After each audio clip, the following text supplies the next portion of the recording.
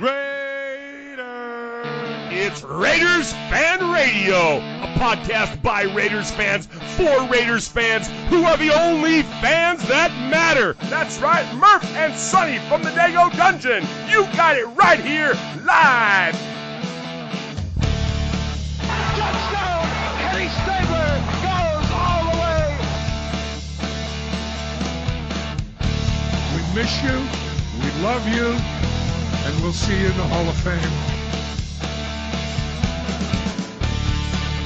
When you have great coaches, then after you have great coaches, you get great players. You have a great organization, and you tell them one thing. Just win, baby.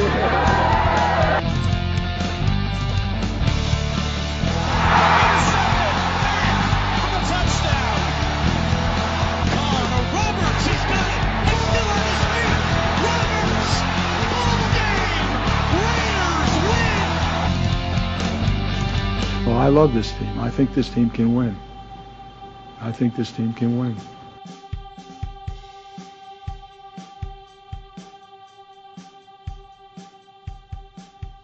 Welcome in to another episode of Raiders Fan Radio. I am your host, Sonny Dago. With me in studio, as always, is my co-host through these several years of doing podcasts, Murf Dago. Murf, how are you today?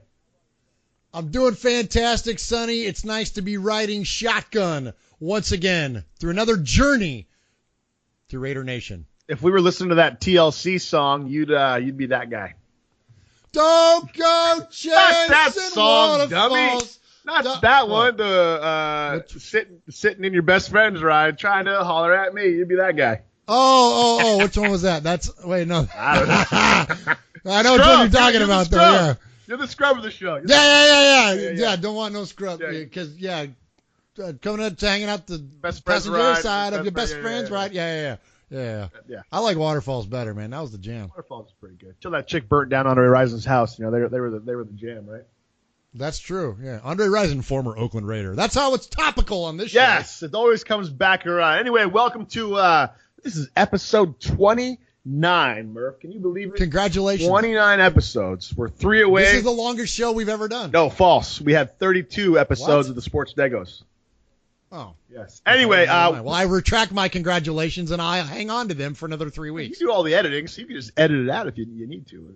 But, you know. Or I could just edit it to this could be show number 33. Oh, you could do that. You could lie. You don't lie, though. We don't lie on this show. We don't lie. Anyway. We'll cut it up. Hey, welcome to episode number 29 in 3 parts. We have a jam-packed episode 29. We have 6 topics to cover. We have an interview with the OG of superfans, the Violator. That's right. Wayne Mabry stopped by the Dago Dungeon, talked a little bit about his experience, his day, and a little bit about his fate. Thought that was pretty cool. Anyway, before we get into all that, though, Uncle Mark, how can people find our show on the interwebs? Hey, boys and girls, this is Uncle Mosh. That's right. Somebody actually claims Sonny and Murf. These two. Check them out on their website, RaidersFanRadio.com. You can friend them on Facebook at Raiders Fan Radio, or you can like their fan page at Raiders Fan Radio Podcast. Hey, I don't tweet. I don't even know how to use a Twitter, but they do. You can tweet them at Raiders Fan Radio. Call them. Leave a voicemail if you want. Go old school. 909-345-3346. That's 909-345-3346. Hey, do this. Please subscribe and rate Raiders Fan Radio on iTunes. You can listen to the show on all podcast services like Stitcher, TuneIn, Podcast Addict, and many, many more. Okay, am I done? Did I say all the stuff I was supposed to say? All right, I'm out of here. All right, so as I said before, we have an interview with Wayne Mabry, the Violator, and we'll talk a little bit more about it after we play it for you here. He just joined us in the Dago Dungeon, and we're going to play that for you right meow. All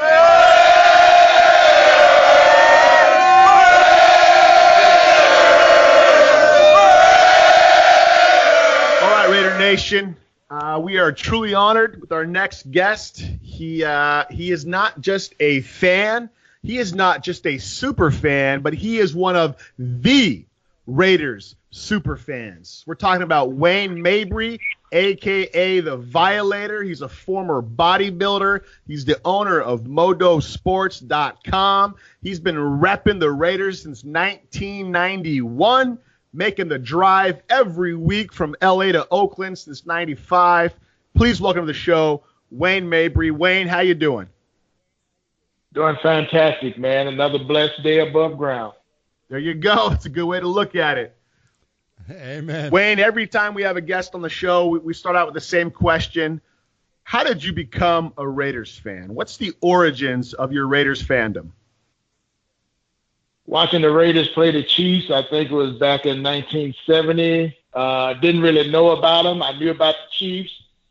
And always been into knights and armor and all that good stuff, swords. So when I saw this silver and black team with this pirate on their helmet, I'm like, these guys look like knights. So I started watching them then, and they got into a big brawl, and I just thought that was fantastic, man. The whole team coming out there just jumping in. So I was hooked from right then, man. And so Wayne, like I say, 47 years later, here I am. There you go. So Wayne becomes a fan 47 years ago. What's the origins of the Violator? How did that come up? Well, that guy, he's been in therapy for years, and I used to sit on the 50-yard line in the LA days, and there was some celebrities there who weren't really into being loud and standing up, raising hell. Well, to me, that's what football was about. So after a couple of years of that, I decided to just unleash this beast, and that was the beginning of him. So I would give him 48 hours to do his thing, and then we'd reel him back in on Monday morning. Has he always been called the Violator? How did that name come about? Since day one, man, killing quarterbacks. Killing quarterbacks. Beautiful. Nice. I like it. And number 57, is that a throwback to Jerry Robinson? Is that the number you wore in high school? Or it's that in honor of Jerry? That's in honor of Jerry, yes. So why Jerry of all the old school Raiders? Just something about he kind of had that. It wasn't that fairy tale career he went through. He had some chinks in his armor, but to me he was just like a real stand-up kind of guy, and he brought what he brought to the table. He wasn't the biggest guy, wasn't the fastest guy, but he had that attitude, kind of like a Winston Moss. If you followed Winston's career, just some guys are just nasty. Period. So it wasn't so much about maybe his size or athleticism, but about his heart. The fight of the dog. Yeah, you can't measure that in a combine. That's correct. Wayne, how has being a Raiders fan changed your life? You go from just a young guy liking the Raiders to wanting to show these actors what it's like to be a fan to now 30-something, 40-something years later. Now you're a pretty well-known guy. How has being a Raiders fan changed your life? I got 3 words for you. Living the dream. I love it. That's it. Living the dream. I love it. Josh, what do you got for Wayne? Wayne, when did first off, thank you so much for coming on the show with us today. It's great to have you. And when did that go from being a fan to a super fan? Growing up a Raider fan, I'm in my mid 40s, and I grew up with hearing stories of Snake and Casper and Otis Sistrunk and all those great players from the 70s. And then in the 80s, when in the Marcus Allen era and the Plunkett era and all that, that's really when my fandom really started to take root as a young kid. And the fans, the super fans, weren't really part of it back then. When did it, at least not that I remember as a kid, when did it really kick in? When did going to those games and firing those people up, when did that start where you went from, again, just being a fan at the game to this elevated status to being one of the original, if not the original, super fans of the Raiders? Well, I can only speak from my personal experience. Now, like I say, I started in 91. Full-fledged, like I say, when I let this guy out amongst the public, and it's evolved to what you see now. So I won't take any credit, and I don't even use the term super fan for myself.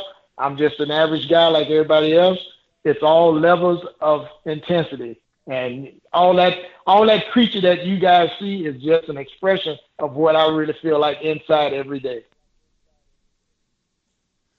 So when you get everybody fired up in Los Angeles, then the team moves back to Oakland, and as now we see Las Vegas on the horizon. I'm not going to ask you which one was better, because that would be an unfair question to ask, because I think Raider Nation is Raider Nation as a whole.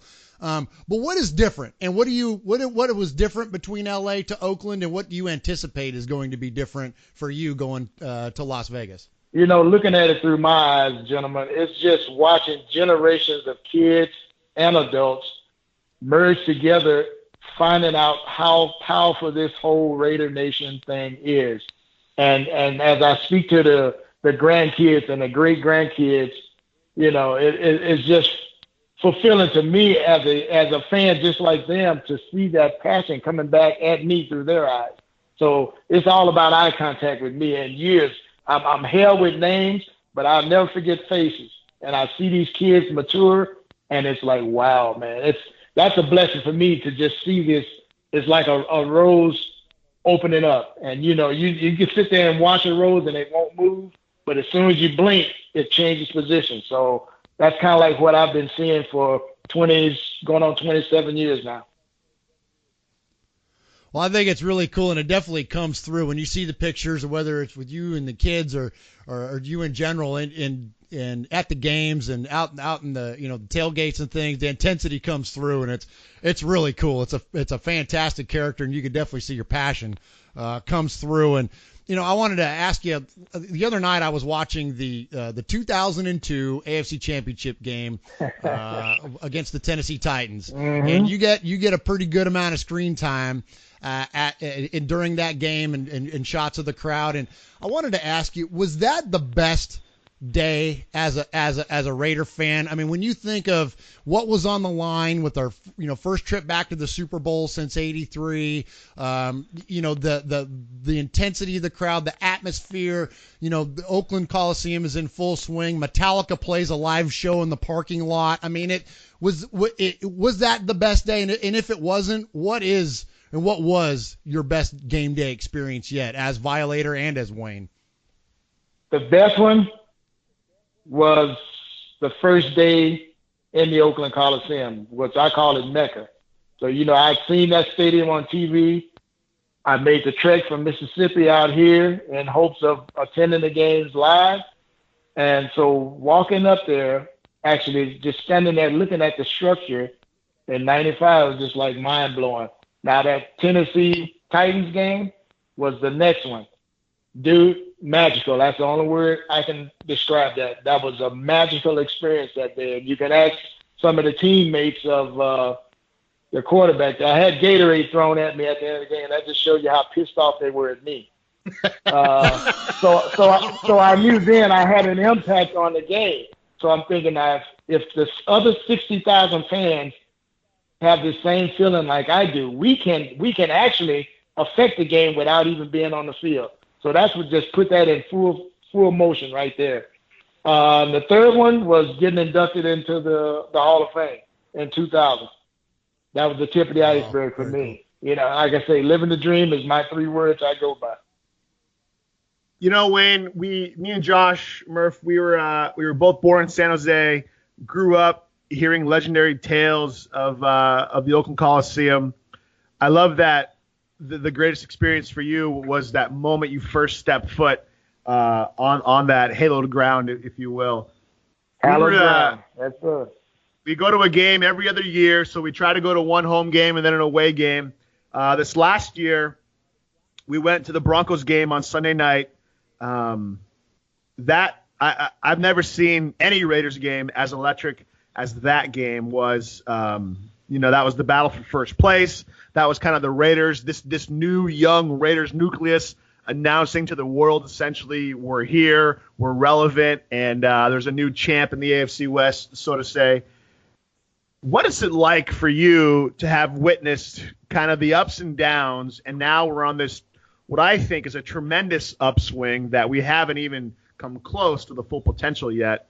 What's it like to see this new batch of young players led by Carr and Mac and they're quality character guys. Has it kind of what's it like? What's it like? To me, I used to use the phrase as I saw this developing, and I would tell the media this kind of jokingly, knowing that they would kind of probably spread it out there. I said, the dog's got his teeth back. For 14 years, it was just like we were eating potted meat. We couldn't even enjoy a good, juicy porterhouse. You know what I'm saying? So right now, look out. Don't even get in the way because the dogs are hungry. We're eating again. I like it. We're eating again. Yeah. Let's eat. You hear what I'm saying? Let's eat. Well, and especially last year, it was just such a what looked like to be a blessed season cut short. So I think those dogs are a little extra hungry That's a good way coming to put in, it. right? They're a little extra hungry. They're Unfinished business. coming in. Exactly. What's the game day experience like for you, Wayne? Take us through what your Sunday is, or if it starts on Saturday night. What's that day like for you? Let's see. Typically, let's see. Usually I'm getting up around midnight or so to start transforming. And, I leave my house around 2:30 in the morning at the latest because I got a 6.5 hour drive to get there in time to start the tailgate, And so basically I do that around 11 o'clock whenever the gates open. I'm trying to be at the gate so I can get inside and kind of like smell the air. It's kind of like the Gladiator. You want to pick up some of the dirt. Yeah. Just get a feel for the day. And because I kind of do all that kind of like from the old playing days. And, you never forget that stuff. So it's just like seeing everything take place is like a big production, which it is, unfolding right in front of you from where the stands are empty to where they're completely full, people leaning over the walls, yelling all kind of good I love you kind of stuff. So, and just meeting families. Every week is different groups of people from all over the world. And it's just, like I say, the relationships, the pictures going back, and I call those seeds. You just plant positive seeds. And, I don't even know where they are. But I want to be around to see the harvest. And that's what I'm looking forward to, is just seeing the harvest. Now I'm beginning to see a little bit of the grass come up. So it's a good crop, man. And I just see us trending upward for years to come. So your day starts at midnight. You go to a game that starts at 1 o'clock. After the game ends, Yes. do you drive back home or do you I catch drive a right hotel? back home, yes. Oh, Drive so you're right up, back home. Wow. you got a 24-hour day Yeah. essentially you're looking at. Pretty much 24 hours, until I, go back, be like the Hook, till I shrink back to my normal self. And how many home games have you missed since '95? We'll say. Give or take, I'll just say 10. 10 games Wow. in 22 years. Wow. That's Yeah. amazing. Not very many. That's And impressive. it's always, family related or something like that, so. But I'll say 10 over that span of time. That's phenomenal. Now, do you go to road games as well? We're planning on heading to Nashville to see them take on those Titans in week 1 this year. Do you go on the road to games? And when you do go on the road, do you go as Violator or do you just go as a fan? I go to any game I appear, just like you see me. Since 91, I have Cool. never gone undressed, as I call it. I'm in uniform, black tie, baby. Okay. But Okay. So I you go to don't- road games then? Yeah, I haven't done very many road games because of just getting up in the age and physical limitations and this and that, different reasons. But so I've cut back on a lot of that stuff. But I still have that urge to do the whole U.S. tour in a a Violator RV. That's my end game right there. Hit every stadium. Oh, that's awesome. Drive to every That's awesome. stadium. Have my gear, my food, my accommodations right there on 4 wheels or 6 wheels, right there with me. Wayne, So that's what I'm working on right now. What's it like? We wrote an article this last week trying to help bring this whole thing in perspective. That with the Raiders moving, people feel like they're losing out on their relationships, on their family. And really, at the end of the day, when you boil it down, you've made mention of this already in this interview, the Raiders are merely the context for the relationships. The relationships are the most important thing.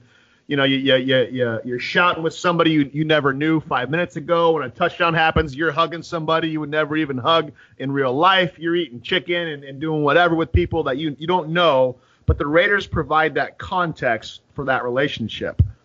It's a common fabric, man. That's a common fabric that binds us. Exactly. And so, you know, what's your message maybe to the Bay Area, to those East Bay fans who are just, I mean, I couldn't imagine. It's like getting your heart ripped out from you. What's your message to those fans who are hurting right now with the Raiders about ready to leave? Well, this is, like I say, this is just from me to them. You've got to have enough faith in your beliefs. And if you are a diehard fan or a true fan, as I call them, that feeling will never waver. It's like having things that go on in your family life or in your business life. Everything evolves, and it's how you adjust it. Life comes at you like a sharp spear. Now, you see it coming, you got a choice. I can lean left or right, or just stand there and take it full bore on. Life comes at you like that. Our response as humans, what are you going to do next? So if you didn't move in time and you got hit, I got to stitch this up because another one's coming. That's life. So that's the way I look at that. That's called progress. You can stay in one spot. It's just like a dog chasing his tail. He's wearing a hole in the yard. It's good. Like a set of waves, right? The waves will come in, then it smooths out for a while. They come and go, brother. Ask any surfer. They come and go, but they're there every day.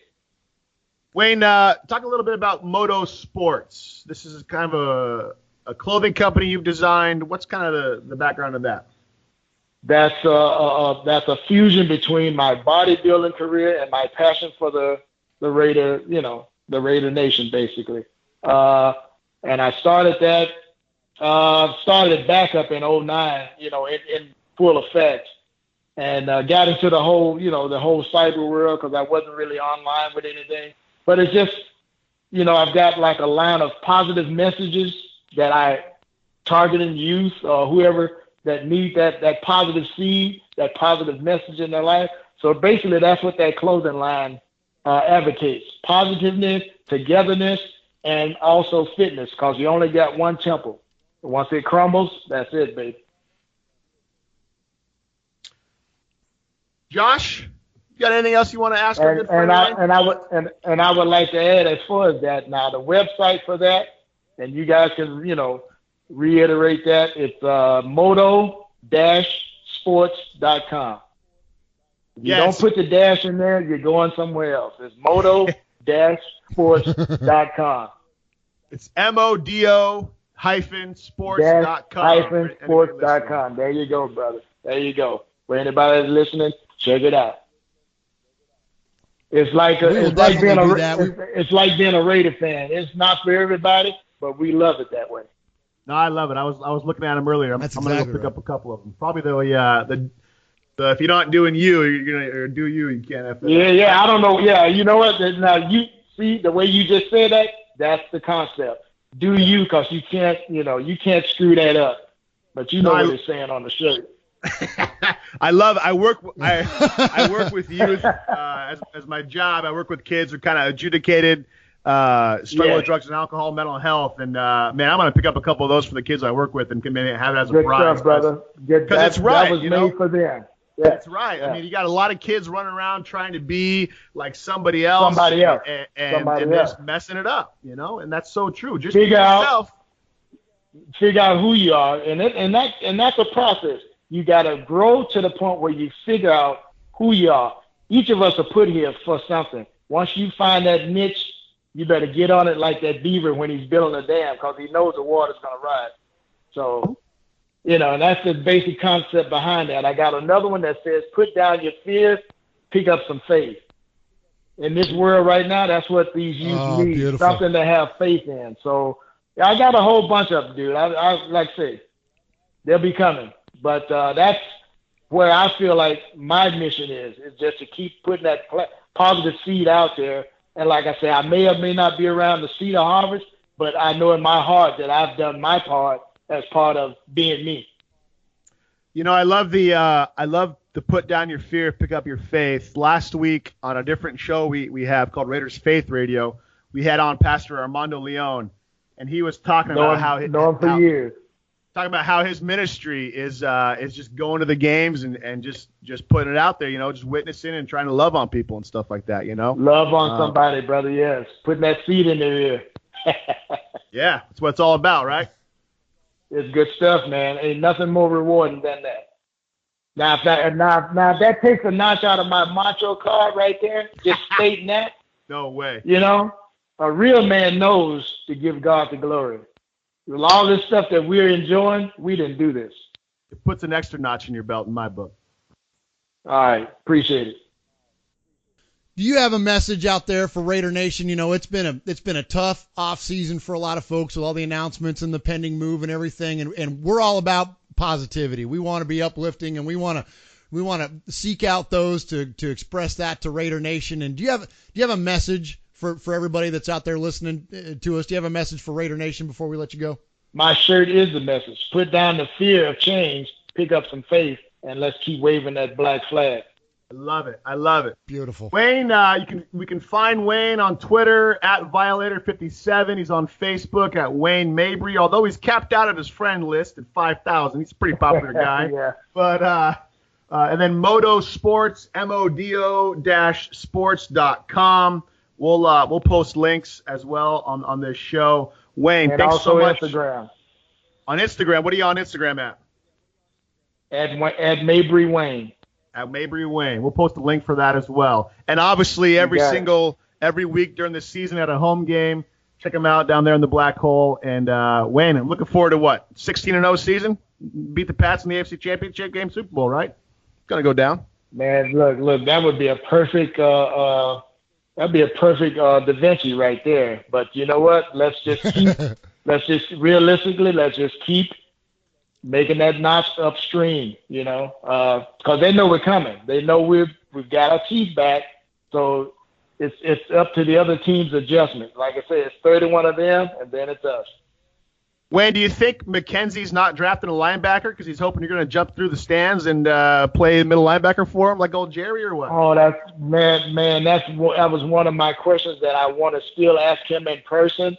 The guys that I thought we would jump on, we didn't. But I know there's a bigger picture than what I'm seeing. But I'm looking at these cats from college, and it's like, look, man, that guy's perfect for us. So hopefully somebody that's already in the mix or that they're keeping behind the curtain, so to speak, is going to emerge. Now the leadership is already in place. All we need is a guy in the middle to plug that up, like Matt Millen used to do. Yep. Markel Lee could be the guy. We don't know. Yeah, I like Ripley myself. He brings that veteran blue collar. I'm going to knock your ass off when he comes in there. And he's not the biggest guy either. So like I say, they already have my respect right there. But overall, we've got a few pieces that I think we filled during the free agency and the draft. Looking forward to seeing that D just tear the cloth off the other guys. You know what I'm saying? It's going to be fun. Just come at people, man. I really rate them. That's what, live up to that name on that helmet. Just rate them. Pillage them just for fun, right? Just for fun, baby. Look, just for fun. Just you for got fun. it. See? Hey, and I'm running a campaign now. They need to get all those old banners back up like we used to have. Seek and destroy, take no prisoners. Huh? Yeah. By hook or crook. We need all of that. We need that. We need to make the next couple of years need to be special, don't you think? I mean, special. That's it. The next couple of years. Call it the send-off. Now, if we can get 2 trophies in that time span, come on now. Come on. There you go. That's the way to do it. Wayne, I feel like I could talk to you forever, man, but I don't want to keep you too busy here. You just started me sweating a little bit, dude. Man, that's awesome. Yeah, I hear you. We're going to have you on again, maybe closer to the season and stuff. But thank you so much for coming on the show. We'll have this show posted in a little bit, and man, we'll definitely give you props, and we'll be sending people to Moto Sports. And I'm going to pick up a couple of those shirts. Appreciate that, brother. Appreciate that, man. Appreciate that. And again, we're talking to Wayne Mabry. His statement is put down the fear and pick up your faith, Raider Nation. There we go. That's it. Pick it up, baby. Let's roll. It's time to roll. Let's eat. That's it. All right, Wayne, take care, man. Appreciate it. My pleasure. My pleasure. God bless. Wayne. God bless. God bless, brother. All right, once again, we want to say thank you to Wayne Mabry, a.k.a. the Violator, for coming on the show, dropping knowledge, dropping his game day experience. Murph, I went a little fanboy, bro. When we first brought him on the phone, before he was live, we talked about that shirt that he has, and I kind of dropped an F-bomb, and I feel like a dork.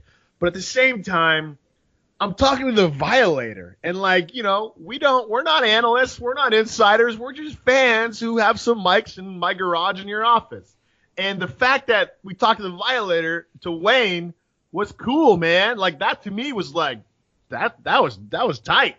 And on top of that, I thought he dropped a lot of relevant and good information to the Raider Nation. What were your thoughts on that interview? Well, I thought it was.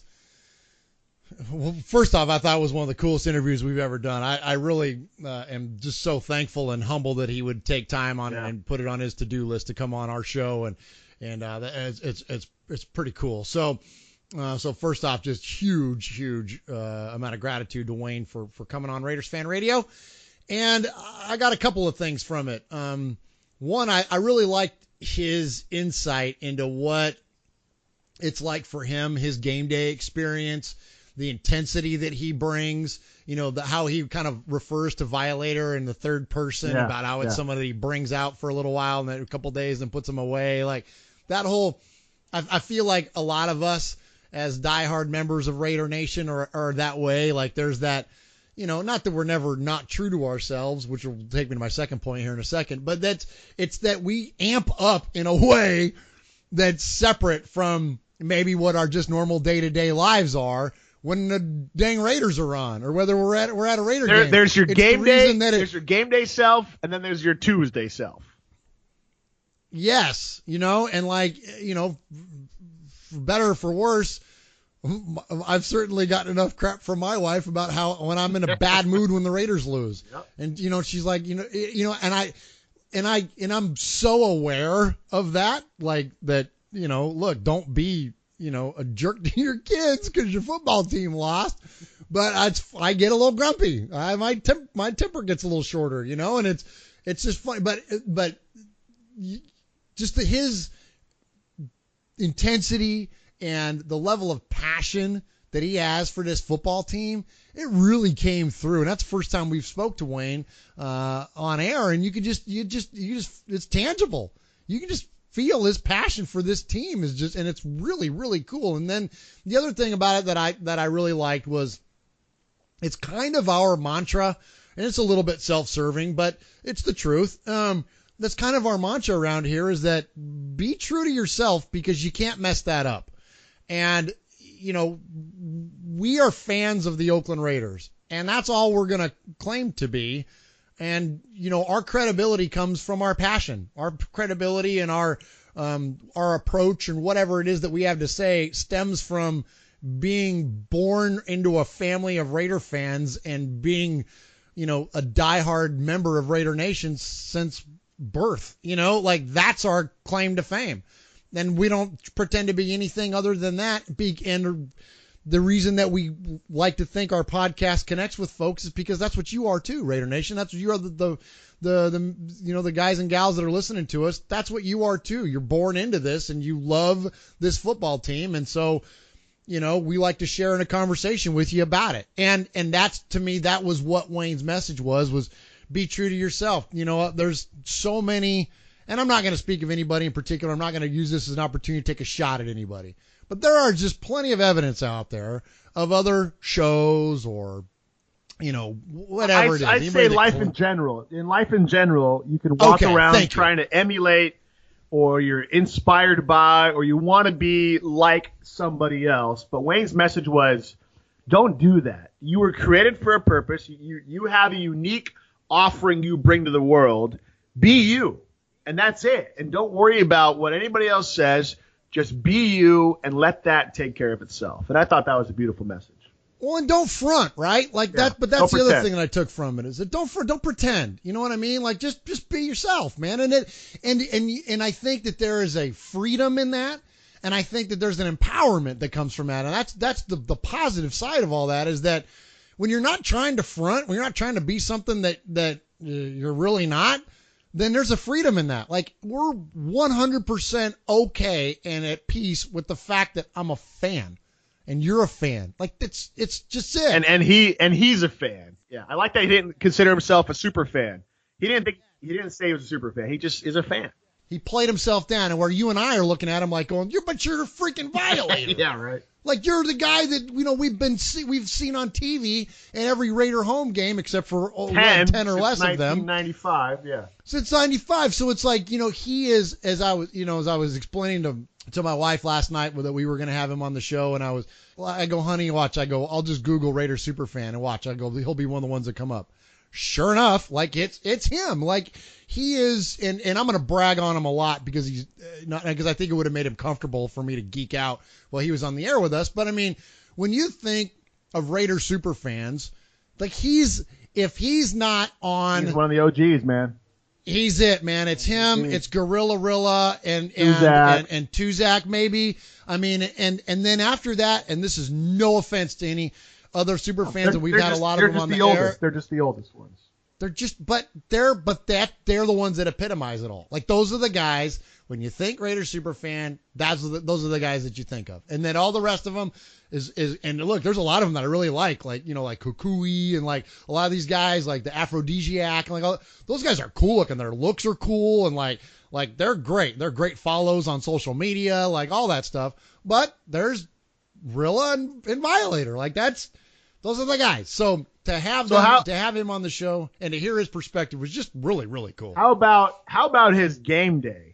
Getting up at 12 a.m., midnight, right? Wow. Getting up, heading out 2:30, driving out there, getting there by the time the gates open. 6.5-hour drive there, 6.5-hour drive back. That's a 13-hour day on the road to attend a 3 or 4 hour game, to be part of the nation, to be part of that experience. That to me was dedication. And the fact that he's maybe missed 10 games in a matter of 22 years, that is phenomenal. So mad respect to the Violator. It was really neat to get to know who he was behind the mask and stuff, and behind the spikes. And he made it. He made a point: don't judge a book by its cover. And I think a lot of people look at Raider Nation as being inhumane. Who are these crazy people who dress up? And he said it. They're just people. They're just people. And in fact, he loves on people, right? He has that one shirt. Put down your fear and pick up your faith. Like, he fears God. He's just a normal guy, right? He's just a normal dude who dresses up and, now has a persona about him and stuff. So I thought that was really cool. Really humble guy and stuff. And I really appreciate him coming on the show and look forward to future interactions with him, man. Awesome stuff. I want to do a shout out though. He has a clothing line called modosports.com. It's MODO dash, like the subtraction symbol, hyphen, sports.com. So modo-sports.com has some really awesome shirt designs on that website. I'm going to pick up a couple of them. One of them, is just do you. You can't F that up. And that kind of talked about his motto and his statements on the show.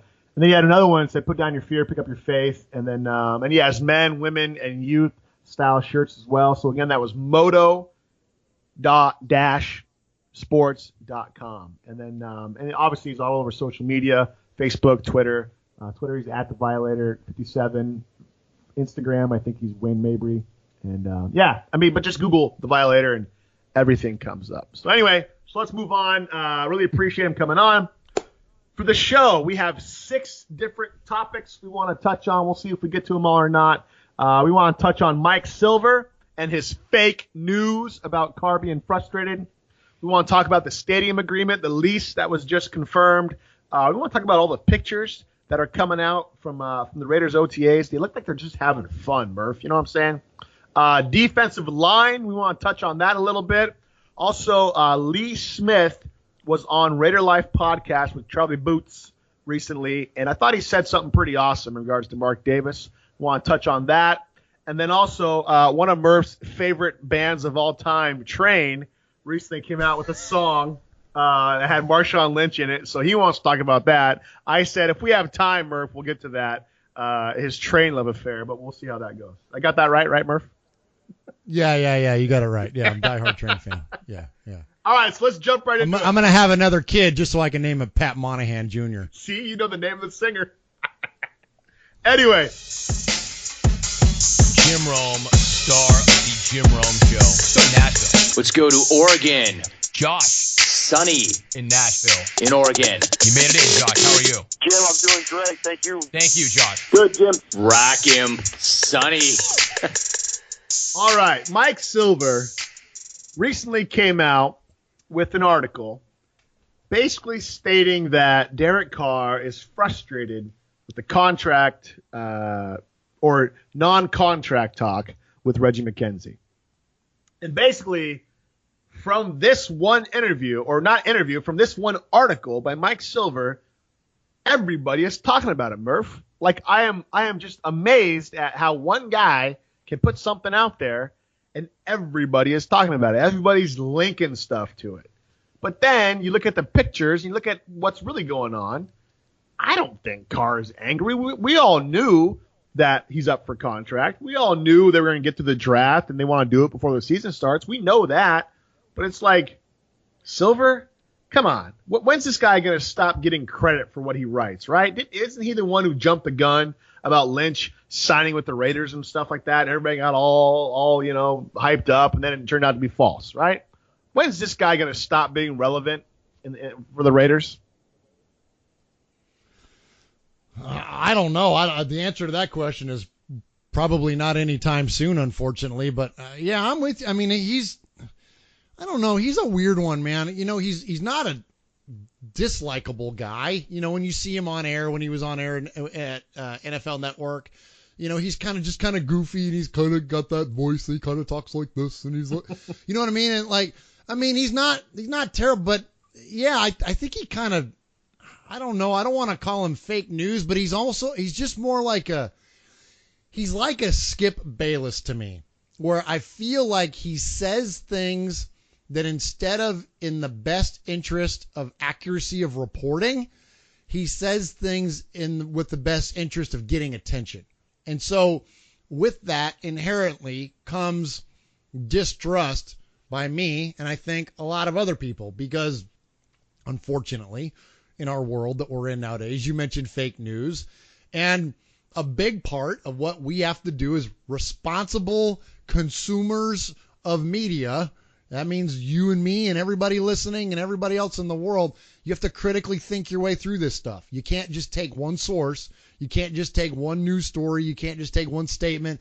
You can't just take one thing and run with it. You got to look at everything and then think about it and then apply your own logic and thought to it and then come up with your own resolution. So in this situation, when I hear what Reggie McKenzie has to say about it, you hear what Derek Carr has said in the past about it.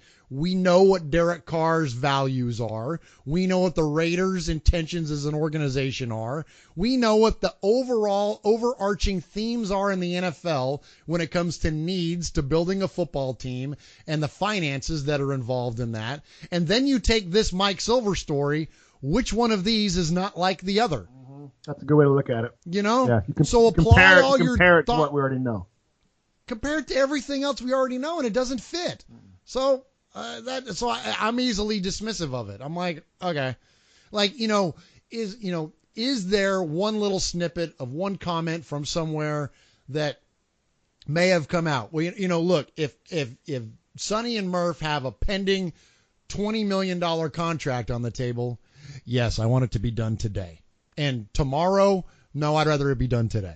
Now, so if what the question was posed to him, Derek, do you wish you already had an extension in place? Do you wish you already had a new contract in place? And his answer was yes. Then can you then spin that and translate that into, well, he's frustrated because he doesn't have a contract yet. You know what I'm saying? Like, that's the kind of garbage that happens in our world. So I don't think that this thing, we've already probably talked about it too much. What do you think? Yeah, I think Silver now, he's an interesting guy because he blocks a lot of people. Some say he's the Matt McGloin of the media. He he blocks a lot of Raiders fans, and I wonder if he has like some hidden agenda to troll Raiders fans, man. Like, is this guy's bent in life to just troll Raiders fans and stuff, So I don't know. So he blocked us a while back. I'm not sure what happened. It's been so long. We always try to be respectful and stuff, so I don't know what happened. But anyway, it just bothered me when I seen it. But I think you make a really great point. You can't jump at every time you see an article, whether that's real life or not. This is sports. So anytime you see something somebody says, you have to balance that with all the other articles and all the other stuff that comes out in regards to the media and the NFL and stuff like that. Nowadays, players are talking, to a lot of different sources. And obviously, you're never going to get 100% truth, I think, to the media. But I don't think these guys are up there lying. They maybe try to avoid certain questions, but I don't think they're going to get up there and lie to people and stuff like that, And so at the end of the day, I don't think Derek Carr is frustrated with the contract. I think it's moving along just as anybody who's been paying attention expects it to go, right? We just had the draft a couple weeks ago. We just finished rookie camp. And here's the other interesting thing. I think at the end of the 2020 season, the current collective bargaining agreement for the NFL ends. So that changes up everything. So does Derek Carr sign a long-term contract now? So it'd be 3 years or 2 years, 3 years, however they do it, under the current CBA. But then what happens after the CBA ends? Is he going to hurt himself by signing the contract now for 6 or 7 years? Or does he sign a 3-year contract now, and then when the CBA ends in 2020, and if a new one happens, whatever, then does he sign another long-term contract then? But is he hurting himself? Because what happens in the next 3 years? You just never know, right? He's already been injured once. And so there's a lot that goes into a contract signing, especially for what might be one of the better, best, whatever, young quarterbacks in the NFL right now. What might be the most expensive contract ever signed by a Raiders player. I mean, that's the other thing to think about too. Will there ever have been a contract as big as what Derek Carr is about to sign? Maybe what Al Davis paid Javon Walker back in the day. Yeah. But I mean, realistically, this is the biggest contract in the history of the Raider Nation, right? I mean, can you ever think of another contract that might be bigger? Jamarcus got 6 years, $61 million with 32 guaranteed.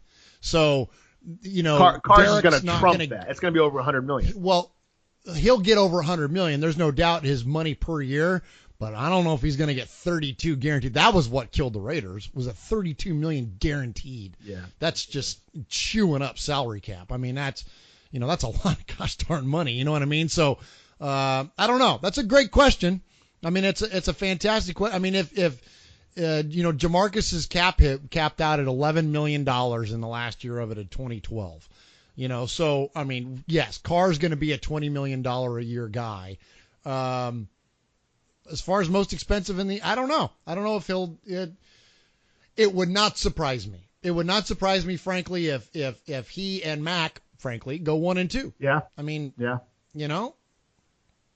Al wasn't shy to hand out, big money contracts. So there's been some goofy ones that have been out there, but not on quarterbacks. If you think about the quarterbacks, which is, and by default, the most expensive position on the field, Rich Gannon didn't have any of those big monster deals, and then anybody else that came after, even Carson Palmer and all that stuff, and he was already on an existing contract. You think about all the different guys. I mean, none of the quarterbacks had any big monster contracts. So yeah, I think Carr could be in line for that. Yeah. Here's the interesting stuff. Marshall Newhouse, the guy the Raiders picked up in the draft, is set to make more money this year than Derek. They traded for him. Yeah. We traded for him. Is set to make more money this year than Derek Carr. No, not traded for him. Excuse me. Sign him as a free agent. Yeah. We'll figure it out eventually. He's set to make more money than Derek Carr this year. So is Justin Ellis. So is Danico Autry. It's kind of nuts that Carr's, I think he's playing for $1.7 million right now. So he's due. Travis Carey making more money than Derek Carr this year. Marquette King, your favorite, making more money this year than Derek Carr. So anyway, so we know he's going to sign a contract. I think it's going to be the biggest in Raider history, followed next year by Max, and then we got Gabe Jackson to sign, Amari Cooper. So it's going to be interesting. A lot of people are saying that the Raiders are broke. They're not broke. There's no way they're broke. You're not going to get a $850 million loan to get to a broke team and stuff, right? So that's so dumb. I'm so over all these. Again, I'm not going to take shots at people, but look. Check yourselves, people. Really? Like, you really think that the freaking Raiders don't have the liquidity to be able to pay contracts? You don't think that with all of the structures that are in place for the NFL as an NFL franchise, you know what I mean? You don't think that they can't pay? Like, look, Carr Mack are getting paid. That's it. Yes, they're not you, okay? If they can pay their dang light bill. And you know what I'm saying? I mean, they don't have the struggles that we do as normal people. This is an NFL franchise. This is a multi-billion-dollar industry, all right? They're going to be able to pay. The checks are going to cash. It's a ridiculous sentiment. It's so stupid. Again, apply critical thought to it, okay, folks? Give me a break. All right. Moving on. Sorry. Anything else you want to say on that? Sorry. Well, let me ask you this. Now, hold on. Now, since we're on this, because this is to me, yes, I think that he's going to be probably signing one of the biggest contracts in Raiders history. Now, of the existing quarterbacks in the NFL, where do you think he comes in? Now, and I'll give you the top few. I don't think he's going to necessarily take a hometown discount per se, but I also think that he is a man of character and understands that if he can, a la Tom Brady, sign for less money to allow the team some freedom to be able to keep the team together or sign other people and not go the route of the Baltimore Ravens, I think that that's very much going to be in play. So the top contracts in the NFL, you have Andrew Luck, just shy of $25 million at $24.5. Carson Palmer is $24.3. Drew Brees is just under that at $24.250. Then Flacco at $22 million. Okay, so the next $22 million guy is Aaron Rodgers, and then they drop down from there. You got to go all the way down to Phillip and Cam and Matt Ryan, and then Tom at 9, 10, 11, and 12 for your $20 million guys. I think that's where Derek comes in. I think he's going to be in that Matt Ryan, Cam Newton, Phillip Rivers, Eli range, that 21 million. I don't see him going north of 22. Do you? He's come on, but his statements, if I remember correctly, is he's gonna get paid. He wants to do a lot of good with the money, like go to Haiti and stuff, and he's big on faith, so he wants to do a lot of good charity work with his money. So he's gonna get paid. But I would tend to lean to the side of the argument that he's not going to demand ridiculous money to put his team in jeopardy. I don't think he's going to demand, 25, 30 million a year in order to get paid to go build in Haiti, but then we can't sign Mack and can't sign Jackson. I don't think he's not that guy. But at the same time, he's not going to just say, "Hey, I'll play for $2 million a year, let's sign everybody else." He's not going to do that either. So yeah, I could see him taking low 20s. Right around there. Cam got 5 years, $100 million with $60 million guaranteed. Matt Ryan, just below him, got 5 years, $103 million, same thing, with $42 guaranteed. I'm thinking that that's around where we're going to see him come in, around the $20 million a year, 40 plus guaranteed. Freaking Andrew Luck, dude, this is bananas. $87 million guaranteed on a 122 5 years. Mm-hmm. That's bananas. That's nuts. Bananas. And it's going to hamstring the Colts. They already had enough issues as it was. So yes, I don't think that they're going to go that route at all. But I also don't think he's going to go 50 plus guaranteed like, Russell Wilson, like Aaron Rodgers, like Ben Roethlisberger, these guys that have Super Bowl rings. Of course, Ben is 31 guaranteed. So let me ask you this question. Okay. Does the fact that he's already been injured taint what the contract could be, or taint what the guaranteed money could be? Do you think the Raiders, not vindictively, but maybe use that as a leverage point, saying, "Look, You've already been injured. You've come back. We don't know because really he's going to get a huge contract not playing a game after his injury. So it's kind of an interesting deal. If he takes us to the AFC Championship game last year, or the Super Bowl, and we win or we lose or whatever, and things are normal, then it's a normal contract negotiation, I think. But the fact that he was injured, I think has a role in this. Do you think that has a role in the contract negotiations? I think that if we were talking about a Liz Frank injury a la Darren McFadden, or something like that where, or a knee or like something that's, an injury, a type of injury that developed, like that's one thing. But you're talking about a freak incident where your left tackle who hasn't given up a sack all year long gives one up to Trent Cole and the way that he twists down and snaps his leg. I mean, that was such a freak thing that no, I don't think you put that on Derek Carr. And in fact, if anything, you penalize Donald Pence. Well, yeah, right. But if anything, the resiliency that he showed with the injury prior to that, man, everybody forgot about the damn pinky real quick, didn't we?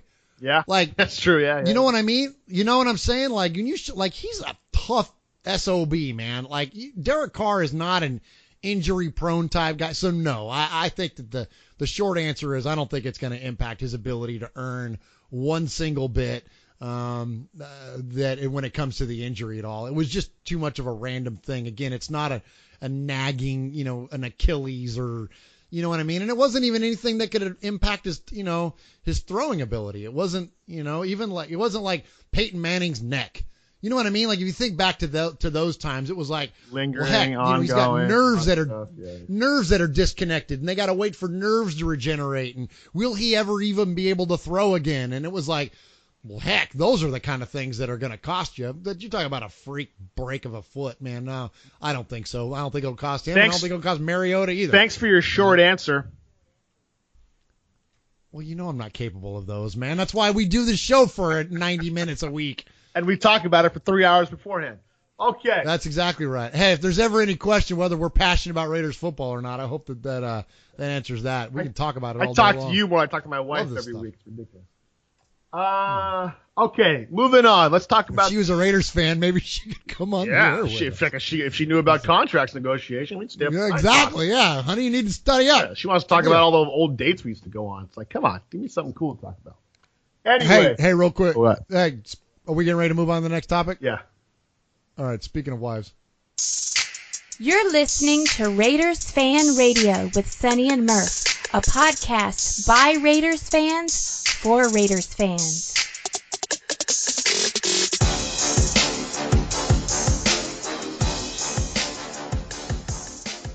All right, the Raiders. Nice. That was good. That was good. Last night, I believe, or today's Friday. I think actually a couple days ago, the lease agreement was approved for the Raiders going to building in Vegas, basically. And they're going to build on the Russell Road site, on the Interstate 15 Russell Road site, 65,000 seat stadium. They're looking, I believe, watching our good friend Scott Winter's Periscope yesterday. It looks like the shovels in the ground will be later this year.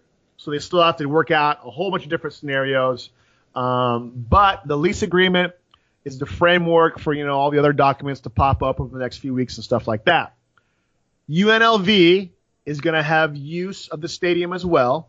They're talking about having retractable grass, Murph, that the Raiders play on, and then they retract that, and then UNLV plays on. So they'll each have their own grass to play on. Now let me preface this because we are Raiders fans.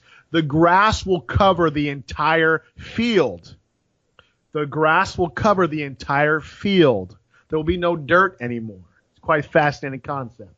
The more I hear about just the stadium and the big opening doors and the retractable roof and everything, retractable grass, like, I can't wait, man. I can't wait. It's set to be completed in June of 2020, which gives a few months leeway if something were to happen. The season doesn't start until September. in June in 2020. So they'll have a bit of leeway there if things get held up. Interestingly, this week we learned that the stadium in LA is being postponed because of all the heavy rain LA has gotten recently. So I think that was kind of ironic that happened in the same week about the Raiders stadium. You mentioned earlier when we were talking about this, the Raiders only have a 2-year lease now at the O.co. So that 2019 season is going to be interesting to see if we're still playing at the O.co, if we're playing somewhere else. And I think you had some thoughts about that.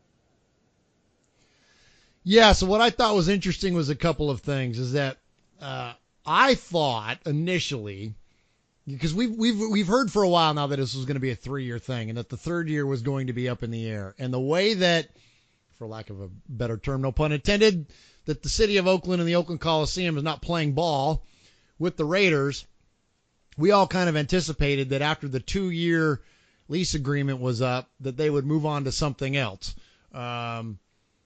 Hope you're enjoying that bed that you made there, Oakland. And Oakland A's, by the way, set a record low attendance since 1991 the other day against the Boston Red Sox. How's that working out? Jerks. Oh, sucks. We're not bitter. We're not bitter. Show. We're not bitter. That could be a whole other show about how tough this is being an A's fan. Not bitter. Anyways. All right. So I thought that third year, they've talked a lot about UNLV, but it's such a small place, 35,000 seats, like they'd have to do a lot of renovation. They'd have to do a lot to it to be able to get it to where it could accommodate an NFL game. And it would only be for one season. Well, originally all my thought was prior to the announcement that the Los Angeles site was going to extend out to 2020, because I think their original goal, if I'm not mistaken, was like 2019. So I thought, wouldn't it be cool if the Raiders had a California farewell tour and did 2 years in Oakland and then 1 year at the Los Angeles Coliseum? Like, I thought, man, that would be bitching, right? Wouldn't that be cool, man? Like, if they went and did that and then went to the new place in Vegas, I thought, what a freaking, what a cherry on top of the sundae that would be, man. I thought that would be a really cool thing. It'd be a cool sentiment. The fans in L.A. would love it. So, I don't know if the NFL would ever approve of that. Yeah, but do you think the Rams and the Chargers would love that? Yeah, and see, no, and they would probably steal a lot of the thunder of the new stadium opening and all that kind of stuff. Yeah, or all of the thunder, yeah. So I guess my question to you is where do you think, so what other viable options are there for them? Because I mean, unless for whatever reason we're talking 3 years from now, so there's a lot of things that could happen. If the Raiders go and win a Lombardi Trophy, which they're very well capable of doing, does Oakland change their tune and say, okay, let's go ahead and keep the Super Bowl champions in town for one more year? I mean, there's a lot of things that could change, but if Oakland is not an option, if it's completely removed, everybody decides, again, no pun intended, they play hardball and they say, that's it, we're renovating the Coliseum for the A's exclusively, and you're out, Raiders. Where do they go? Where do you think what are some possibilities for them to play in? I mean, do they go play in San Antonio for the year? Yes, we agree that as cool as LA would be for a year, it would rob all the thunder, so they're not going to do that. Do they invest the money to play at UNLV for a year? Is there another stadium in Nevada? I don't think so, that they could go play at. But, what do they do? Do they share with the freaking Niners for a year? Is it mandated? As much as the Raiders don't want to do that, are they forced to actually do that, to actually go share that freaking stupid stadium in Santa Clara with them for a year? So I don't know. What do you think? It's a good question. I mean, I think I read somewhere, I'm trying to remember where that was that I read that, but there was like a list of places the Raiders could play if, for whatever reason, they couldn't play in Oakland at the O.co no more. San Antonio was on there, but that to me seems weird, right? Like, why would they go all the way to San Antonio to play for a year? I don't think that'll happen. I think it would probably have to be like a local college or something like that. Like, remember the Vikings? When they had, was it when the roof collapsed or something like that, or they were just building? Yeah. They played at the local college, and it was really weird and stuff like that. So I think it'll be kind of something like that if it comes to that, Stanford maybe, Maybe they go play at Niner Stadium. I don't think the NFL would let them play in L.A. I think that would be a disaster for the Rams and the Chargers. I think watch them go to Qualcomm. Watch them go down to San Diego and play for that. Wouldn't it be just bananas? That was brought up. I think that was one of the options. Yeah, that would be really weird if they played down there. I mean, they're home games for us anyways, so why not? Then it just all that makes the NFL so weird, that the fact that the Chargers aren't there no more. But I don't know. It's interesting. Well, I think the more interesting thing you brought up is what happens. And we've had this discussion before from a fan perspective. If you were a fan of the Raiders and now you're not, what happens if the Raiders get good again? Do you root for them again? I'm sorry, not good again. They already are good again. What happens if they win a Super Bowl? Do you all of a sudden, I'll root for them for a couple more years till they leave? What happens? What does the city do? What does Libby do? Right? If the Raiders are making a ton of money, if they're the talk of the town, does she kick them out in 2019? I don't even know if she'll be there. Will she still be there in 2019? I don't even know. I don't know. But would the city leadership say get lost, even though you just brought us a Lombardi trophy? Would they boot them at that point, or would they say, you're doing really great, so yeah, stay here for another year, before you go? So that I think is a bigger question to begin with this stuff, So I don't know. And I think that it's if they. This is what I don't understand, and maybe you have a different perspective on it that can help me, but it's tough for me to try to wrap my brain around why you wouldn't embrace the team to be there for as long as you possibly could, because at the end of the day, you're generating revenue. And yes, if the better they get, the more attention they get, the more dollars by default that are going to get driven into your community.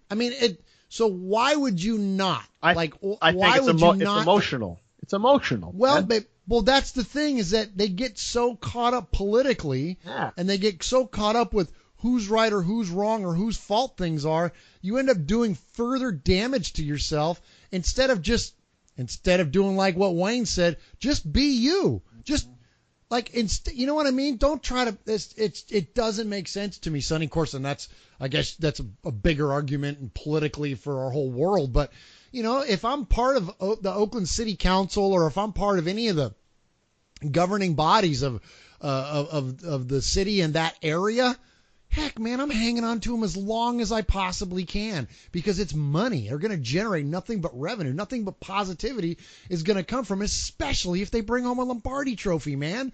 Can you imagine the parade going through Oakland if they freaking win a trophy with Marshawn leading the damn thing? Give me whoa. Yeah. That just makes my freaking head explode, man.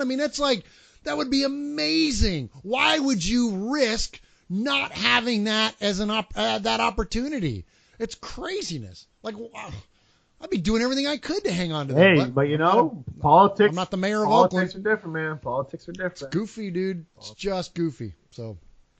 All right, that's enough on stadium talk. As the stadium stuff continues to happen, we'll continue to have our good friend Scott Winter on the show. He always has an updated information on it. If you're curious, follow him on Twitter. He's at Scott Winter, I think _NFL. Just type in Scott Winter, and he'll pop him up. He's also on the Raider Ramble, and you can also find his website, The Winter Report. Murph, let's transition to another topic here. I got my Raiders boxers hanging low, covering the crack. Come on, everybody. It's Raiders Fan Radio.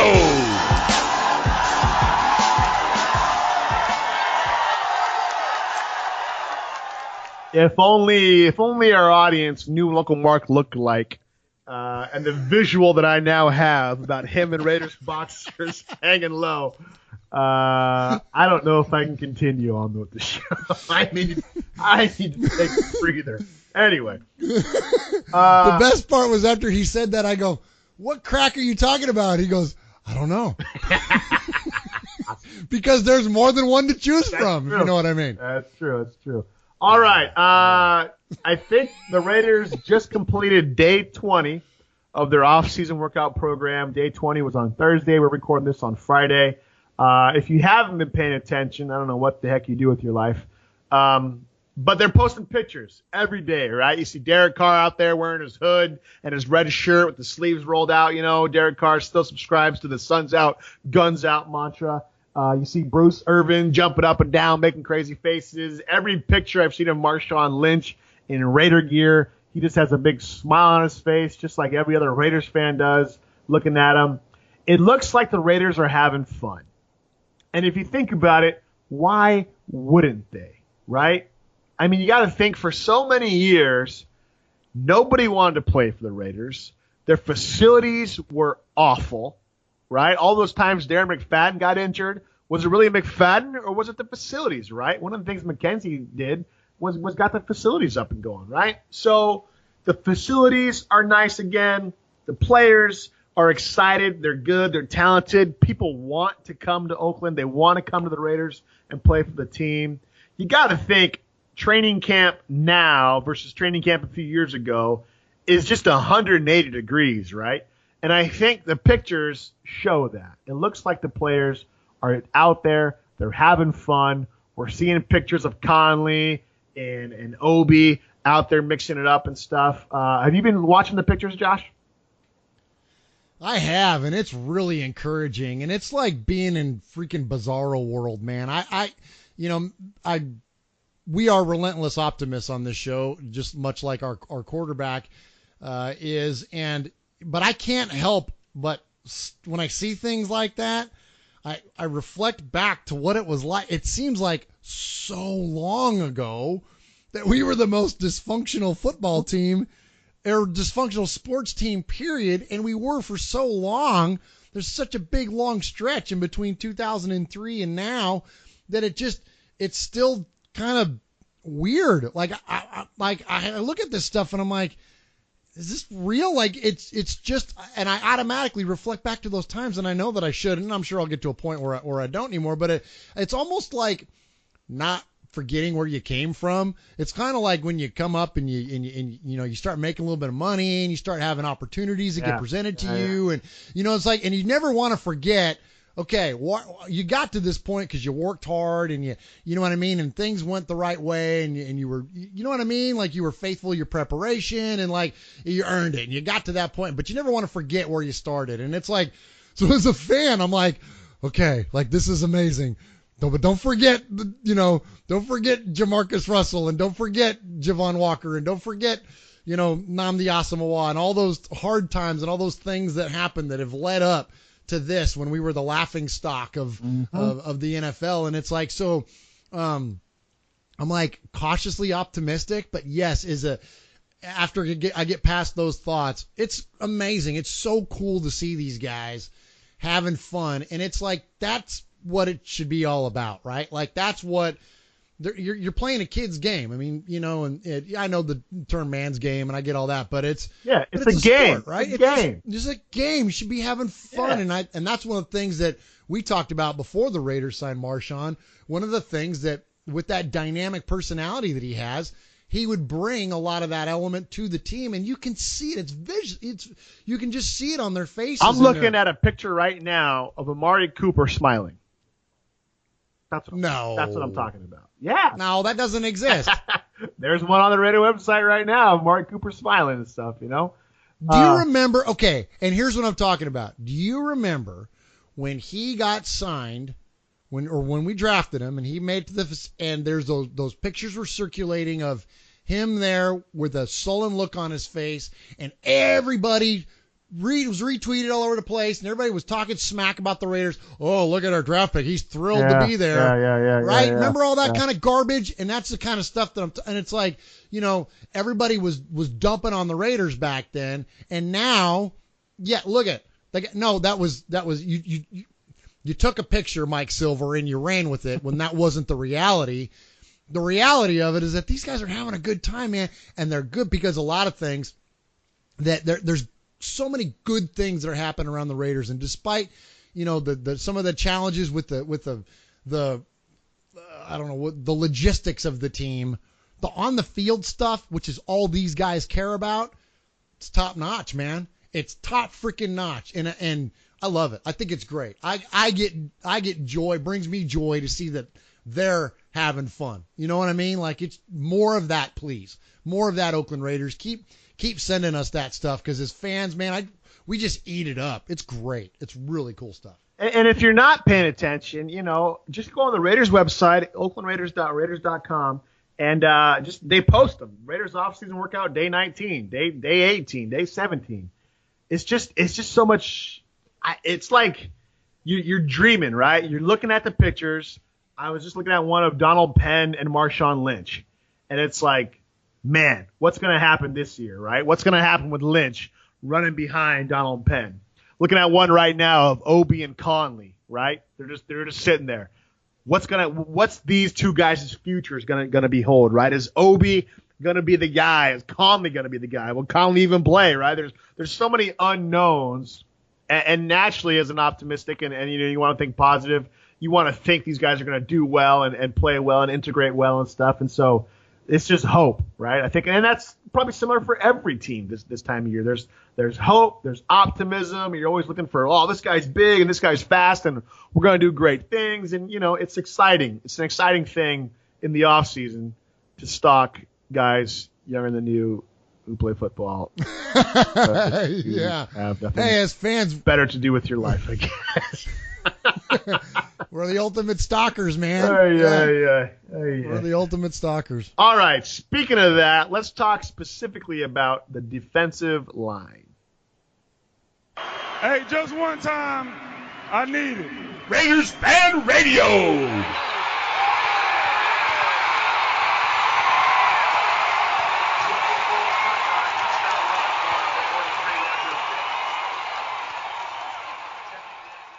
I like that Charles Woodson talks to our Uncle Mark. That's pretty good. It's pretty good.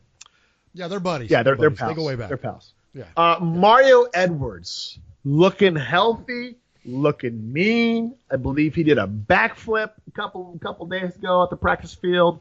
Calhoun has put on 20 pounds of muscle during the offseason. He's looking to kind of spell Irvin and Mack out there at the defensive end. We got rid of Dan Williams. He was a little too large, so to say. Eddie Vander doesn't get to practice right now because he has to take classes still at UCLA. But I read an article yesterday where he stated that he's replicating all of the workouts that the Raiders are doing at the UCLA facility. So he's still getting his workouts in.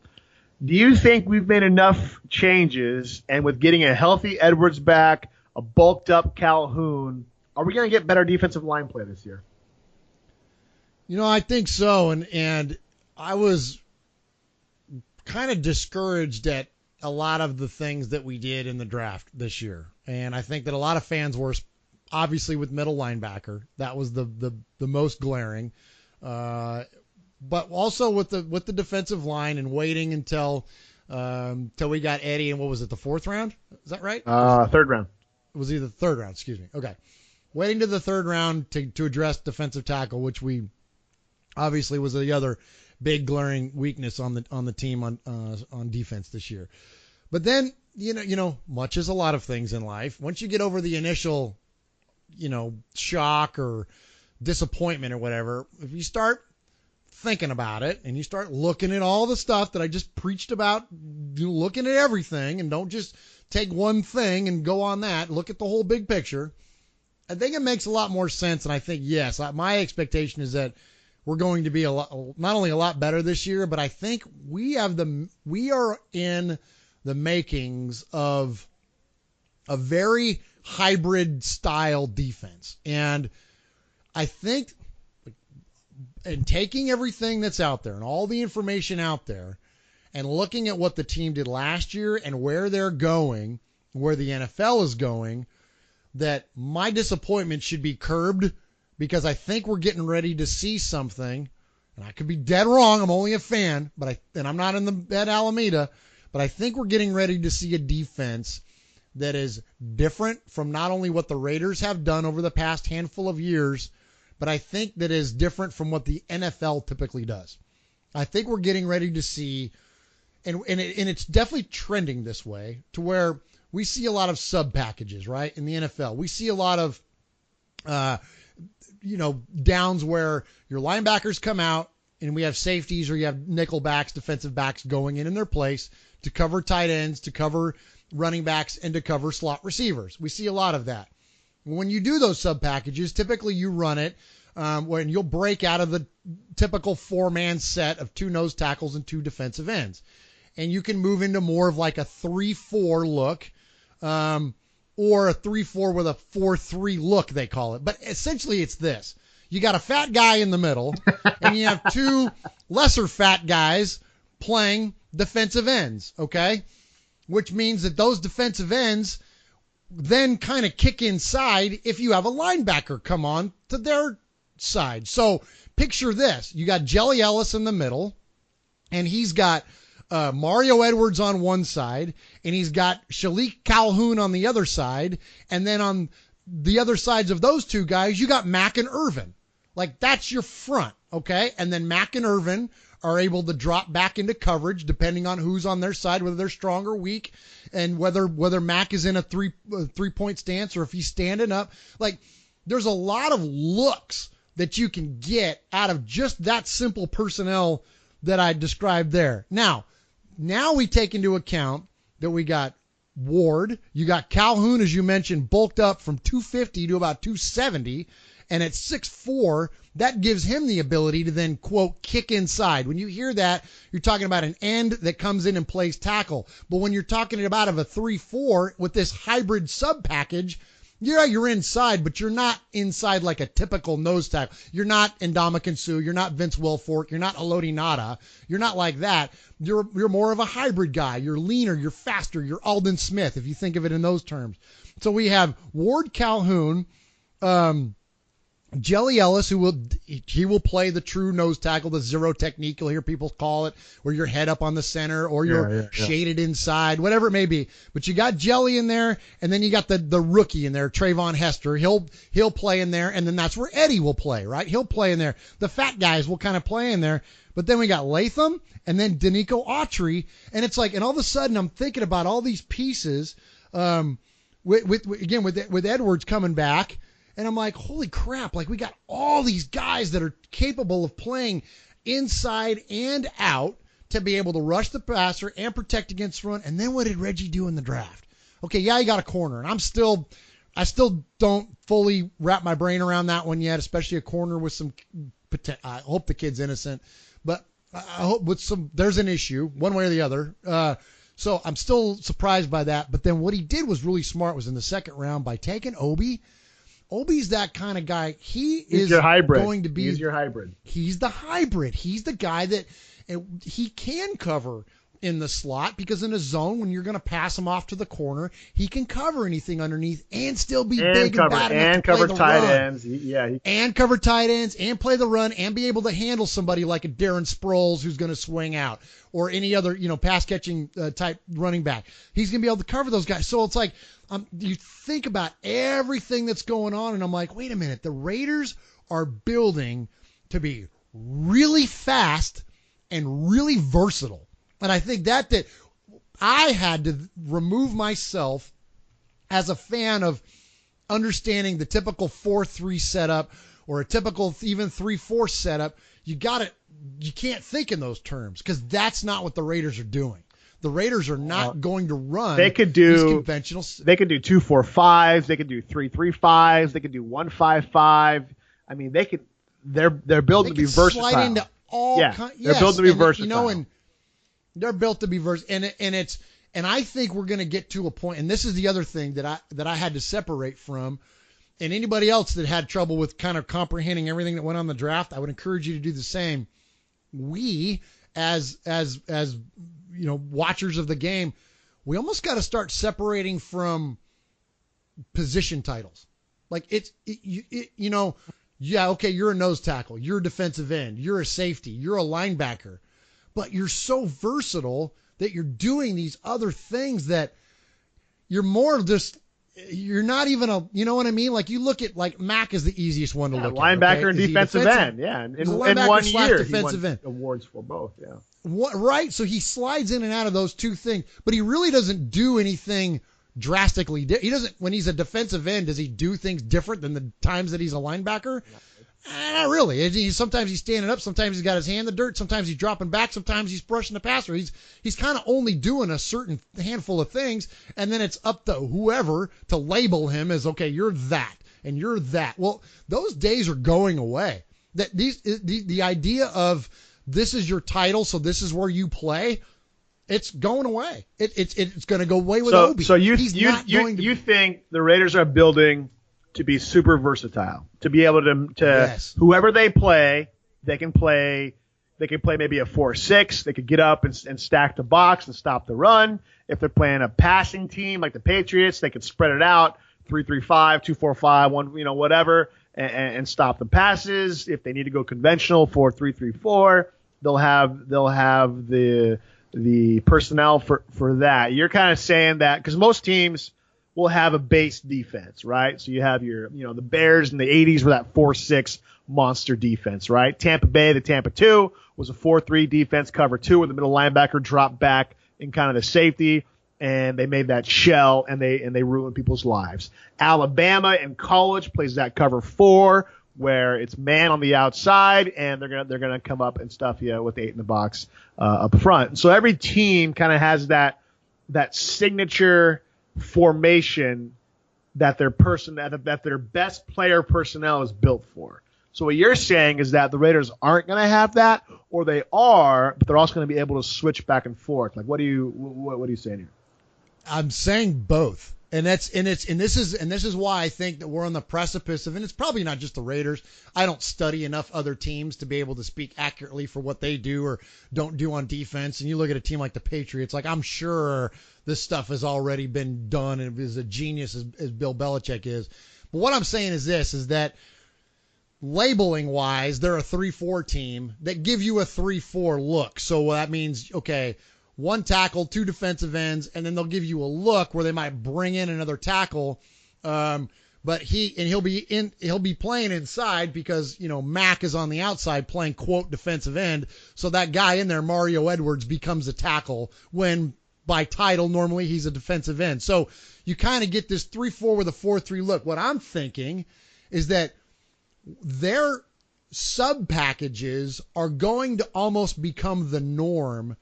And so, yes, they'll, quote, have a base defense, but what's going to be tricky about this is that when you have so many players that are capable of doing multiple things, it's already hard enough as it is for a quarterback and anybody else offensively to read a defense. Yeah. It's a tough thing to do. Like, it's a tough thing to read a defense. And you look at the most successful quarterbacks I've ever played in the game, they're great at, what do you always hear? Adjustments. They're always great at making adjustments, make adjustments at the line, calling out the correct protections, being able to read the defense, interpret what the defense is giving you in the moment. It's all about the cerebral part of the game. That's what makes these quarterbacks so great. When you make it even tougher for them to be able to understand what that look is, because Khalil Mack is going to do one of 3 things. And it doesn't matter if he's got his hand in the dirt or he's standing up. He's still going to do one of those 3 things. So that means now there's 6 different things that one player can do. Now, that's one guy, and I'm talking about the defensive player of the year. Yeah, he's capable of quite a bit, okay? And they're not all defensive players of the year. But when you look over at Obi, what's he going to do? He could do one of 3 things. Right? He could stay home. He could scrape. He could drop into coverage. He could blitz. He could do all these things and just straight out, flat out cover one-on-one on your slot receiver. If you know what I mean? He could take anything like a dig or, out routes, things that are shallow in the field. He can cover all that stuff and then pass it on to somebody else playing deeper if he needs to. But my point being is that versatility out of that position, now we're going to have all these guys. You got 4 or 5 guys, Mario Edwards, you don't know what they're going to do. And so it doesn't matter if doesn't matter if you identify the protection correctly. If you don't know what those guys are doing, good luck, dude. I'm telling you, we might be on the, now listen, I'm a fan and I'm pie in the sky when it comes to our Oakland Raiders, but I truly think that they are getting ready to do something very innovative on defense that I don't want to say we've never seen it before, because again, I don't pay close enough attention to every single game. We've seen everything, but variations of everything is kind of what happens, right? Yes, and so we're getting ready. Listen, we're certainly getting ready to see something for our team that we've never seen. We've just not seen it all through the Al years. Al was all about pressure up front, man-to-man defense, big, strong, fast corners. You know what I mean? Maintain coverage long enough for your pass rush to get there. That was his mantra. He didn't want to blitz. Not that they never did, but his mantra was get natural pressure, let your coverage dictate the pressure on the quarterback. Like, that's what his thing was. Then when he passed away and, the Tarvers of the world came in, and now Ken Norton and all, they've started to adopt this more modern style of playing defense, and it's evolving, and we've seen it now over the past handful of years evolve into this, again, these sub packages, and now the Raiders are just, I'm telling you, I think that we're going to see some craziness this year. I'm so stoked, and I was not at the draft. You know it. I was Mr. Pooey Pants going, oh my gosh, you didn't get a linebacker. Yeah. Well, and I still think that's important.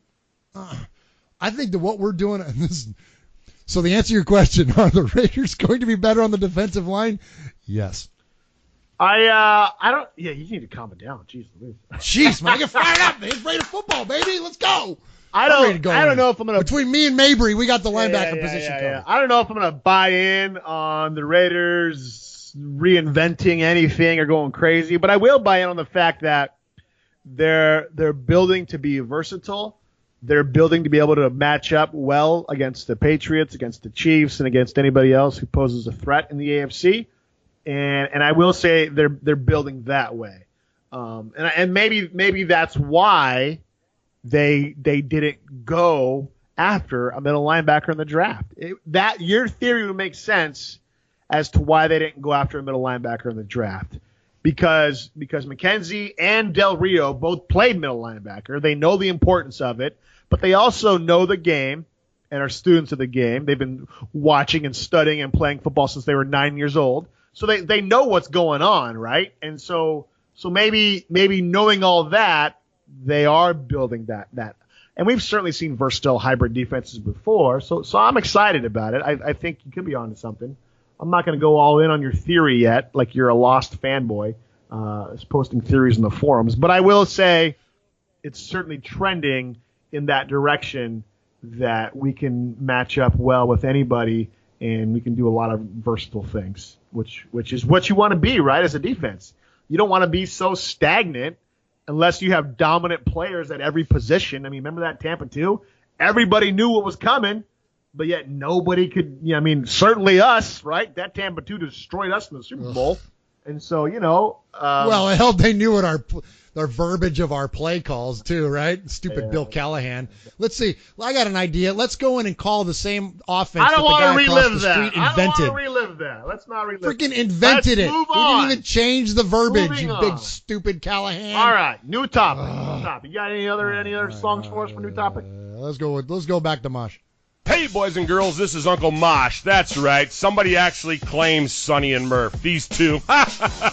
Check them out on their website, RaidersFanRadio.com. You can friend them on Facebook at RaidersFanRadio, or you can like their fan page at Raiders Fan Radio Podcast. Hey, I don't tweet. I don't even know how to use a Twitter, but they do. You can tweet them at Raiders Fan Radio. Call them. Leave a voicemail if you want. Go old school. 909-345-3346. That's 909-345-3346. Hey, do this. Please subscribe and rate Raiders Fan Radio on iTunes.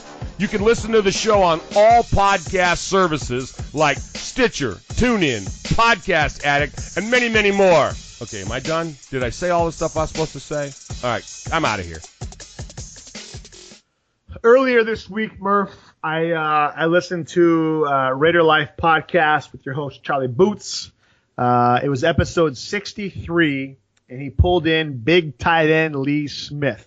Hails from your state of Tennessee, by the way. You guys are neighbors, you and Lee Smith. And yeah, we hang out. It was a good interview. Just on the weekends. But yeah, it was a good interview. He was busy playing Raider football during the week. Yeah. It was a good interview. I enjoy Charlie Boots' interviews. They're always quality, and he's a quality guy. And so I was listening to the interview with Big Lee Smith, and I thought Lee Smith said something that thought was really well put. When talking about Mark Davis, Lee Smith, and I'm paraphrasing here. I'm not quoting. I'm paraphrasing. He basically held Mark Davis in reverence. And it wasn't like, he was like, oh, he's a good owner, he's okay. It was like Lee couldn't say enough nice things about Mark Davis. And maybe it was, player talk. Maybe he wants a new contract. Who knows? But all I can go on is what he said, and he seems like a stand-up guy, so I'm not going to call Lee Smith a liar. But he said how respectful Mark Davis was, how much of a player's owner really Mark Davis was, how he would get excited with the players. He was always talking with the players. He was always around the players. He was always concerned for the players. And I thought that was really cool. And then he made another point. And we've heard this point made before, but we've heard it on the other end. We've heard that, Mark Davis is a poor owner from people because he didn't make it in the tech industry, or he doesn't have any other businesses outside of the Raiders. But Lee Smith made the point of that is what makes Mark Davis a great owner, is the sense that he didn't make his money selling cars overseas. He didn't make his money doing anything else. Mark Davis, his whole life is the Raiders. He doesn't have another business interest that he can't be with the team for. His interest is the Raiders. His business is the Raiders. He is a fan of the Raiders. He cares about the players. Like, that is Mark Davis's life. And I thought that was just a really great point for him to point out. And it really struck me because in light of the Raiders moving, you hear a lot of negative, talk about Mark Davis, but to hear it from a player who's been around for a little bit in the NFL, I thought that was really cool. It was really refreshing, I guess, more than anything else. What are your thoughts on that?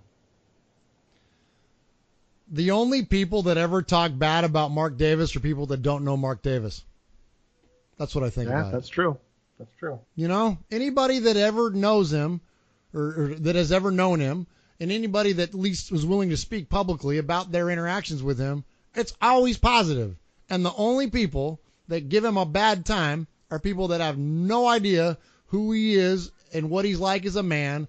They're not in his sphere of influence. They don't share meals with him or a facility. That's it. You get butthurt fans are the only ones that criticize Mark Davis as an owner. And he's never given us any evidence that he's not a good owner. He bleeds silver and black. His dad was the architect to this entire thing that we call Raiders football, and he embraces his father's legacy. He embraces his task as the now owner, and he only wants what is best for this football team. And what more would you want as a player than to play for somebody like that? So the only people that got anything negative to say are people that don't know him. So you can stick me in the group of people that don't know him, but you can certainly stick me into the guys that have support for him as an owner and have support for what he's done for this franchise. It may not always be completely in line with what I want as a fan, but you know what? Nothing in life is always in line with what you want. And so, but I am thankful for the good things that he's done, and I'm thankful for what he's done for these players, because whether it's the good time that they're having at training camp or this interview that Lee had with Charlie Boots, it is evident that he cares about them, and that will lead to success on the field. And that does impact me as a fan, because I want to be able to wear a t-shirt that says the Raiders got 4 Lombardi trophies and not 3, and give all everybody at work that has ever given me crap about being a Raider fan or anybody else in my life, I want to have those bragging rights, because that's ultimately what we get as fans, right? We want success for our football team, and this is the man that's going to help us do that. This is the man that's facilitating that, so God bless him. And if you got a beef with Mark Davis, then keep it to yourself. Yeah, I agree. I think it's neat to hear other players talk about him in good light, and I think it's refreshing to hear from players. As fans, we're always on Twitter, we're always on Facebook, we're always talking amongst ourselves, listening to each other's podcasts, reading each other's articles and stuff like that. But when you actually hear from the players, I don't think anyone's ever trashed them. And obviously, you're not going to trash your boss. but you've never even heard like little slights. You've never heard anything negative towards the guy from a player. So, I think that's always a good thing. All right. Do we have time for our last topic, or should we get going here? You mean you want to talk about the your favorite band Train video, the greatest band that has ever? No, that's not true at all. Well, we can talk about it. All right. So this is your thing. So go ahead. So the band Train just released a music video this last week, and I'm not a big Train fan, but I get it. They're Bay Area guys. And they've had a few hits over the years. I don't even know them all. I think that Drops of Jupiter or whatever is the only one that I can think of. But what's the connection back to Raider Nation? Why are we talking about them here on Raiders Fan Radio? Well, the new video that they have for this song called Drink Up stars Jim Brewer, comedian, George Lopez, comedian, who's hilarious. I love George Lopez. And Ken Jeong. I hope I'm pronouncing that right. That's the guy from The Hangover, right? Yeah. Dr. Ken. So, there's a video of them, and they all play, them along with Pat Moynihan, the lead singer of Train, they all play best men or friends at their buddy's wedding. And their buddy is one Marshawn Lynch. And so it's cool in the video. It's Marshawn. He's getting married, and all of his buddies are there, and they're being silly, and they're, whatever, doing goofy stuff. And then at the end, they all kind of have a moment. But there's one thing that's really cool. I'm going to play it real quick, and you got to listen for it. But they're all hugging, and they're all kind of celebrating a reunion with one another. And Pat Moynihan blurts out, "We're going back to Oakland," which is really, really cool. So I'm going to play the audio for you right here.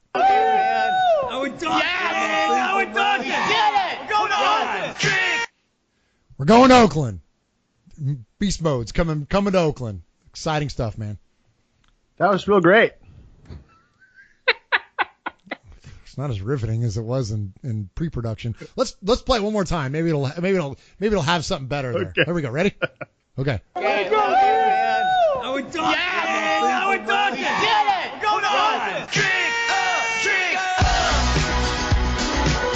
Yeah, get some of that, Sonny. Okay. That's all right. Going to Oakland. We're going to Oakland. We're going to Oakland. The cool thing is, do you want me to play it again? I'm okay. I got it. I got the You gist. sure? I got the Well, gist. one more time. I got the gist. No, maybe this time it'll catch more.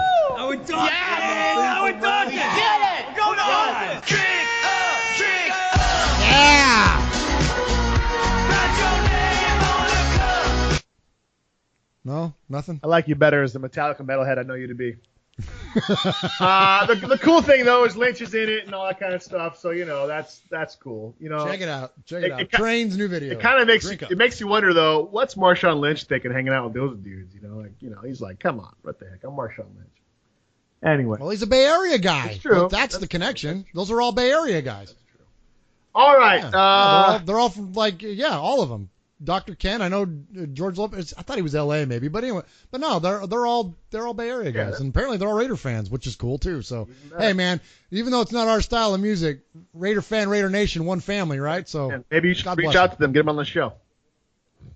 There you go. See, that's what I'm talking about, Sonny. That's the kind of critical thinking that this show needs. Your fanboy might be on high alert, so I'd probably have to do the interview. You might be over there, Yeah. Fanboy on Train and stuff like that. All right. Well, maybe we would play more Metallica if we didn't get booted off of iTunes because of it. It's true. All right. Thanks for tuning in. I digress. This is episode 29 of Raiders Fan Radio. Check us out on iTunes, Podcast Addict, Stitcher, any other podcast directory, on Twitter at Raiders Fan Radio, Facebook, Raiders Fan Radio. We have 2 profiles on Facebook. We have our profile page. Then we have our actual fan page. Appreciate all the new likes this week. I think there was over 80 new likes to our fan page, so appreciate that. Instagram, Murf is behind the Instagram page. It's blowing up. I think we have a couple hundred followers now on that, so always appreciate all the interaction on Facebook, Twitter, Instagram, wherever we're at. And it's fun. It's awesome. Big shout out to Wayne Mabry for coming on the show, for speaking some truth to the show.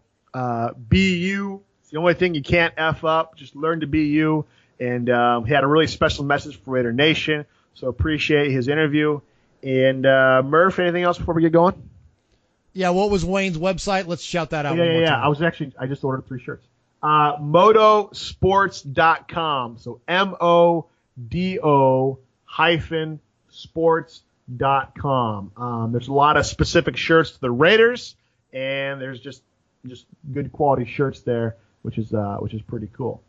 So again, thanks for tuning in to Raiders Fan Radio, Raider Nation, wherever, forever. It's Raiders Fan Radio, a podcast by Raiders fans for Raiders fans who are the only fans that matter. That's right, Murf and Sonny from the Dago Dungeon. You got it right here, live. Touchdown! Kenny Stabler goes all the way. We miss you, we love you, and we'll see you in the Hall of Fame. When you have great coaches, then after you have great coaches, you get great players. You have a great organization, and you tell them one thing. Just win, baby.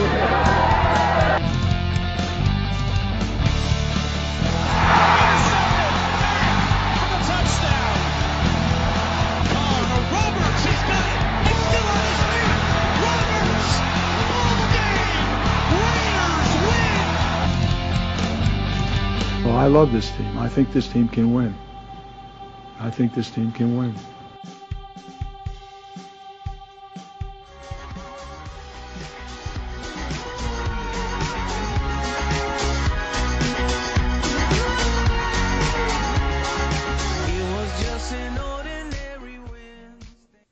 Yeah, I don't know about that last part. Ay.